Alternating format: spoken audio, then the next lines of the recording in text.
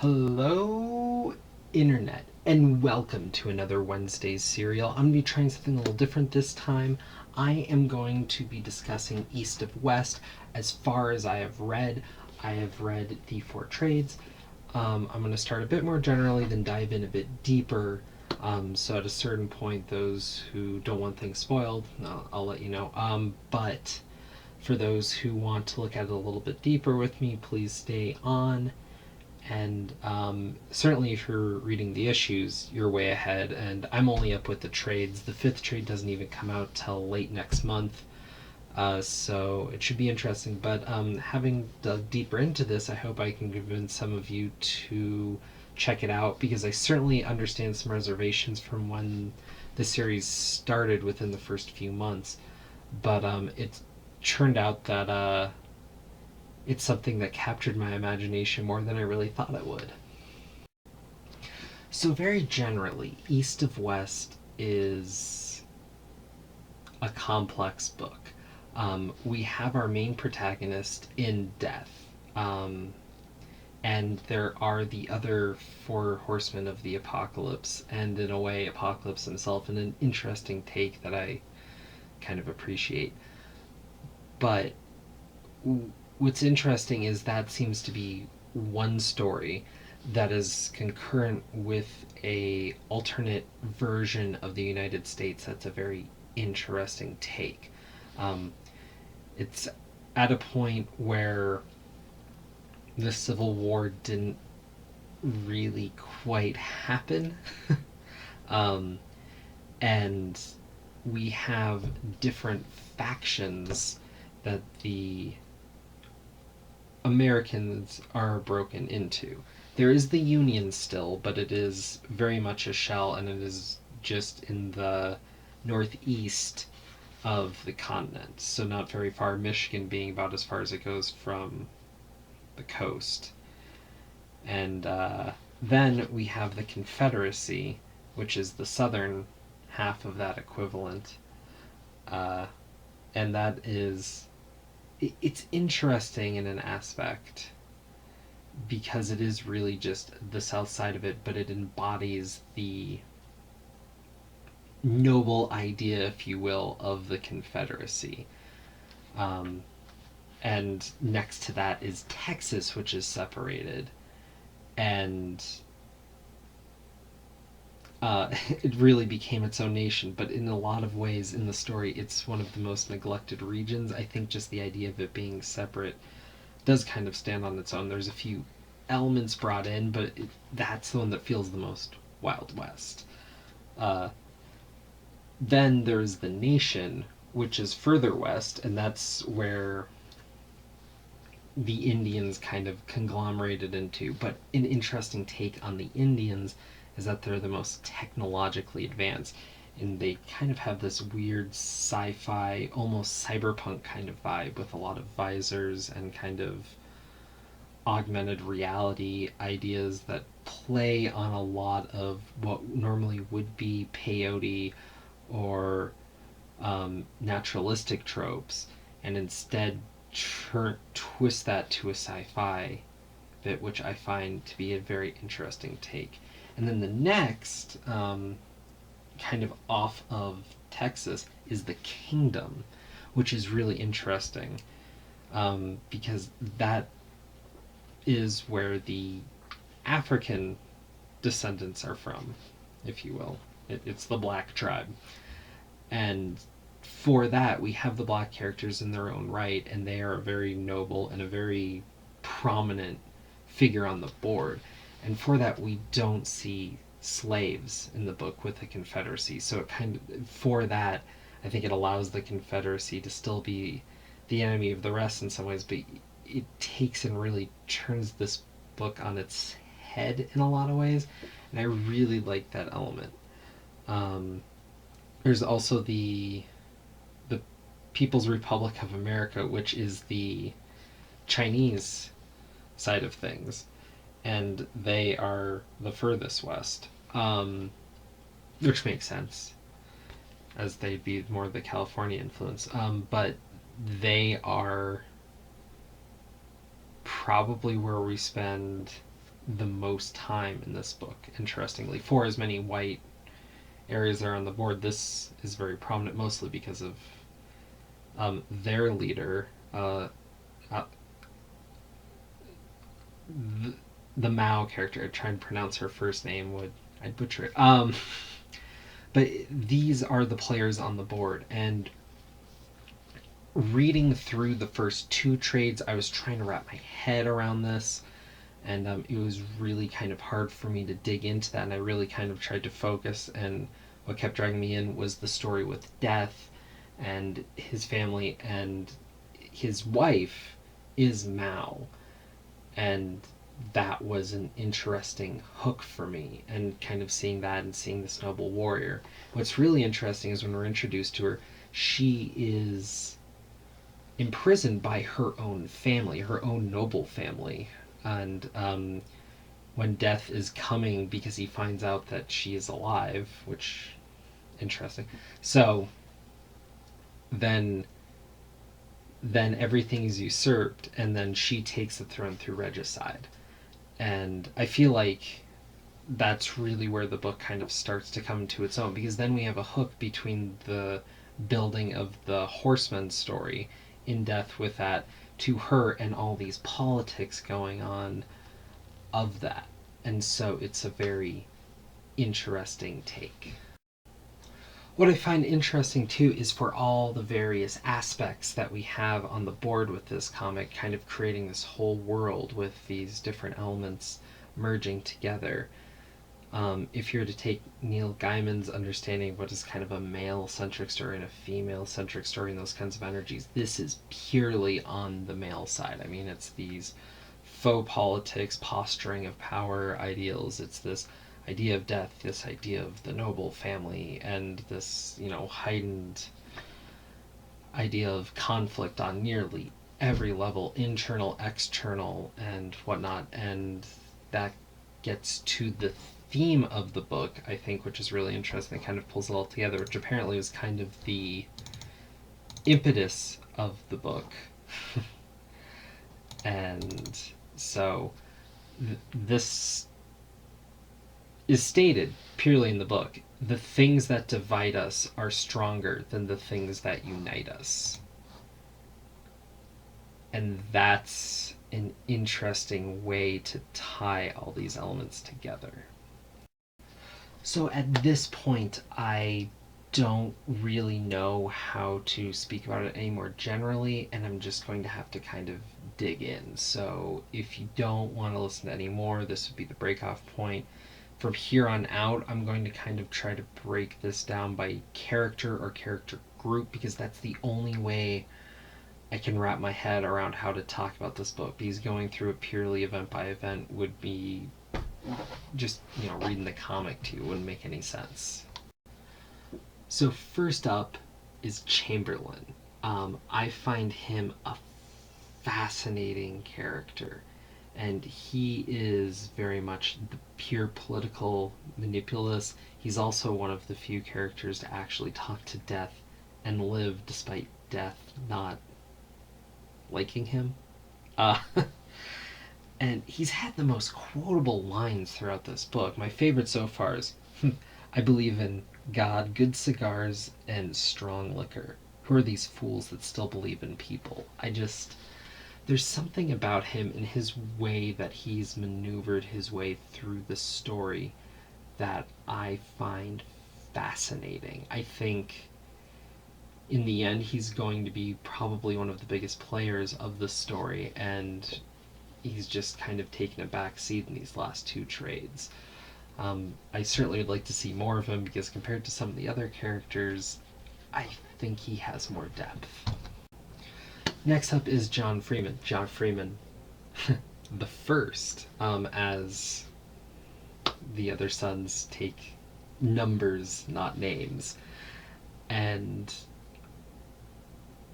I find that idea kind of fascinating. It's a really interesting idea, and to not have that kind of idea duplicated, but to just put it on the nation, this kind of, rite of passage to it, is very interesting. It's this idea of a very prideful, very noble side of things, but also he's a character that's somewhat unsure about whether or not what he's doing is exactly right, and he's trying to be more mindful of the world, yet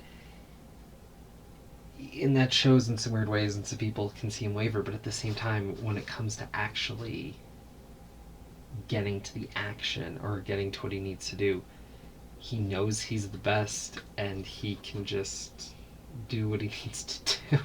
And he doesn't mind cutting some people down, and really lays into his brothers and is almost upset with them for not enjoying the easier life that he wishes he could have but doesn't because of his position. And I think I think that's such a great divergent take that makes him really stand out from the rest of the cast that's so mired in this drama. He's one of the few that actively really wants to take a step back. Then Jalen is one of the most incredible characters to come out from this book. She's not only just an incredibly strong female character, I mean, she's obviously a strong Asian character and it fits. It's also very much in that male mind mold, though. This is one of the books that one of the characters I can't help kind of pulling from the book the most. But she's a very fascinating character in that she respects her family and she respects her heritage and she takes her position very strongly, but she also killed her family to get where she is. And on some levels, she does hate them for what they did to her. What kind of obscures that for me is her connection and her romance with death eludes me. Um, I don't really get the connection between the characters. So on one hand, when she's on her own, I think she's one of the greatest characters, and there's a few moments of her with death that I find very engaging. But their relationship just doesn't work for me on some level, maybe because it's just not explored enough. And this isn't a romance book, but this romance seems to be defining the world. These are two of the biggest players on the board, and their alliance makes them the most powerful hands down.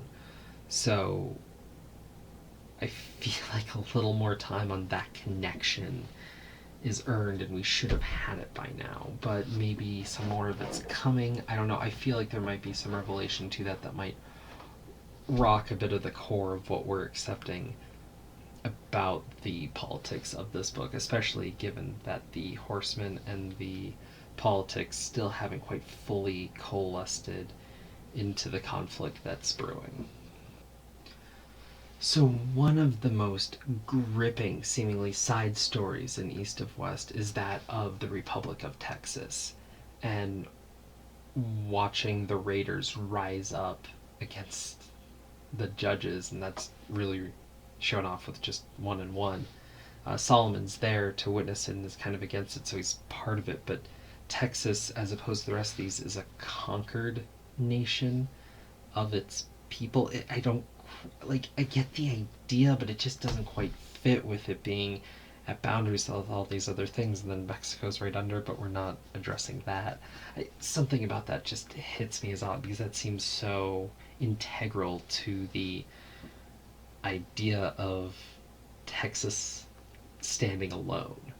Uh, so I find it fascinating, but that tale and that, and so now that that particular goggles with the bits that go up the nose that used to belong to the judge but now belong to the raiders is such a striking image and such a way to put weight on an artifact in a story.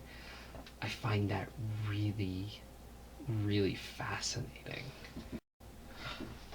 Speaking of kind of side stories, the bit where, in order to find out a little bit more of where his son went, Death inadvertently gave up his eye to the seer, this fortune teller creature, who he's kept locked away for an untold amount of time, basically. And he offered the seer freedom, but the seer didn't care for freedom, he just cared to actually see again because the eyes had been taken away from it, blinded. Irony, read into that, I'm sure, but so from there on, Death has the eye patch, but that moment was a striking moment of cost of what he was willing to give up to find his son. And that's the sort of thing that, these things that separate us, these things that bind us, the idea of loss. All of that was wrapped up in this moment, and it was very striking and a very personal thing for a comic that had mostly floated to this high level political ideal at this point. And while the idea of the personification of war throughout fiction seems a bit weirdly done, especially when other nations and whatnot go to war, how does war personified deal and exist in that space? I've always found that a bit jarring of personified metaphors. It's one of the ones that never worked for me as well. um, but war in this one has taken a couple different forms. One is this very kind of striking cow lady, and the other is this child, as most of the horsemen of the apocalypse have become children. But war in this state kind of plays second fiddle to the other horsemen, which is interesting because usually war is among the front of them. Of course, war's color is red, and what's really striking when, especially around the horsemen, when the backgrounds aren't as detailed in this comic, they strike a color, and each of these horsemen kind of have a color. And so sometimes you pause and reflect on the color choice in the comic because of that association. And that's the sort of masterstroke that I don't necessarily think comes solely from the writer, but from the rest of the art staff, that really makes this, a story told stronger through this medium. And that's something I think that's really worth holding on to. In contrast, we have Conquest, who really plays an interesting role, and in a lot of ways seems constantly somewhat foiled as events go forward.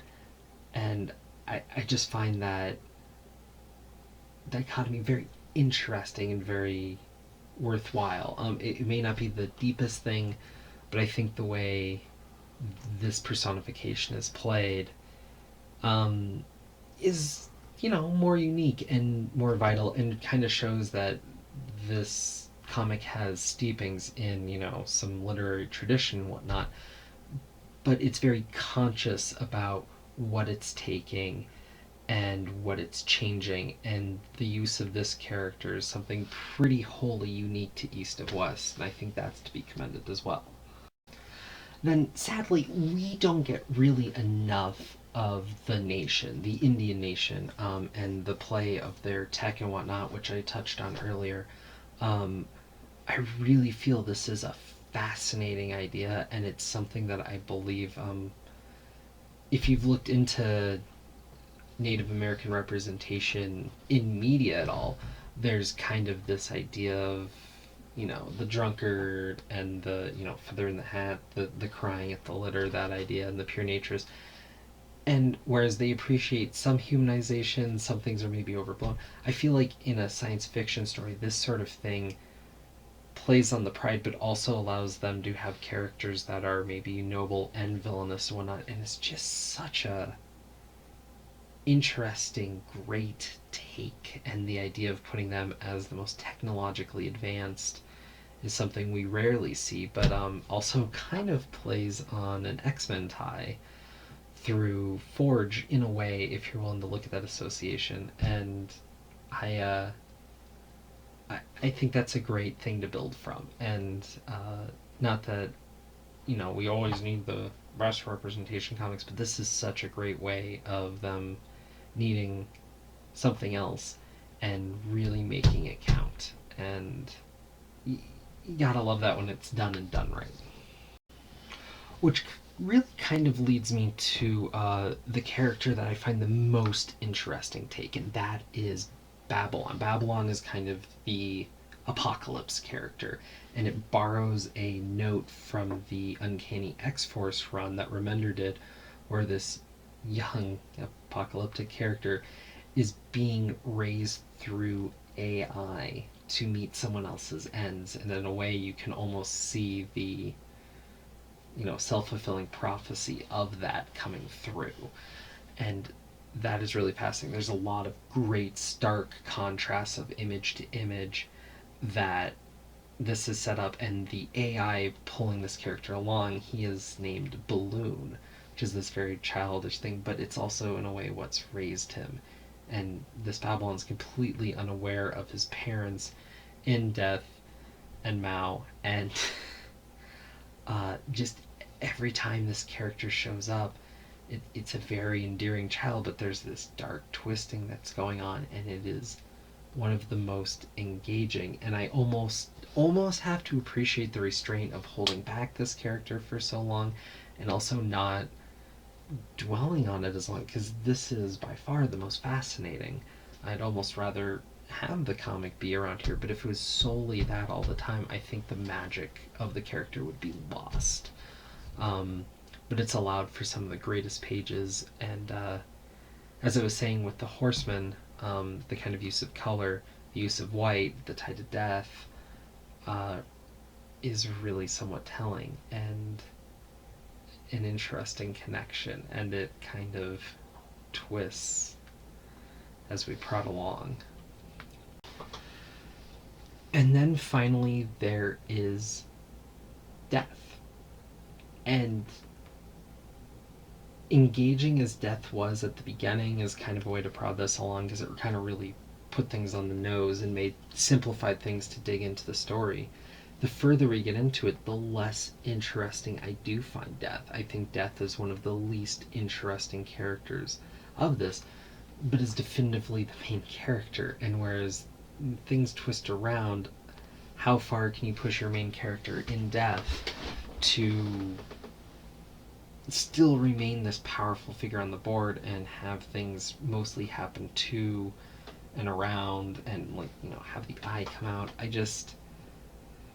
It doesn't strike me as really being Death, because if Death can be killed, what does that mean? And I feel like that's kind of a played concept as well. And so there are moments, though, where the pure Western idea of this Grim Reaper, very a la Preacher, pulls through, and those are the few moments where I find the character somewhat truly endearing. So there's your main character.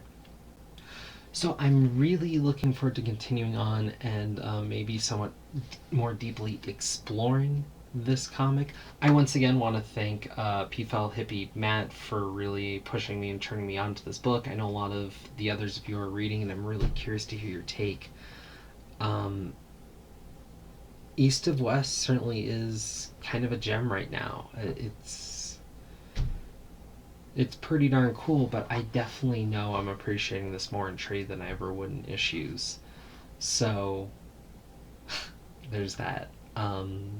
So I'd really look forward to anyone's thoughts, and I'm really hoping to catch up and jump in on the conversation of East of West as things push forward.